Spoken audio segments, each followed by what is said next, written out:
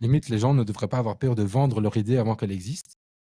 Comme ça, justement, tu vends le truc, tu as des premiers feedbacks et tu sais que tu es Tu en train de sûr de travailler construire quelque chose pour, exactement, quelqu'un, exactement. On a eu le cas aussi avec des organisateurs. En fait, au début, tu fais: «Oui, oui, oui, oui, chill, on l'a», alors que tu l'as pas du tout. Mais après, tu sais que ce gars, il va commencer à travailler avec toi dans 2 mois, dans 1 mois, par exemple, ou 2 semaines parce que tu as cette fameuse feature que tu as pas, mais que tu as vendue comme si tu l'avais et après, tu as 2 semaines pour développer ta feature et en fait, c'est trop bien parce que du coup, tu as ta rush pour créer une feature que quelqu'un a besoin et que du coup, par ce biais-là, il va commencer à bosser avec toi.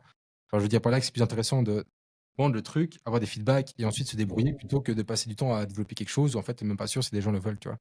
Ouais, Mais au-delà de développer une feature pour un seul client, effectivement, c'est cool parce que tu sais que la personne la veut, donc tu développes pour quelqu'un. c'est ça. D'avoir les retours des gens et les besoins des gens, ça te permet de te concentrer déjà sur développer des features, pas seulement pour ce client, mais pour ton produit de Ouais, manière c'est générale, ça. parce qu'il y a fort à parier que si ce client-là a besoin de cette Exactement, feature-là, il y a très exactement. moyen que d'autres clients aient également besoin de ça.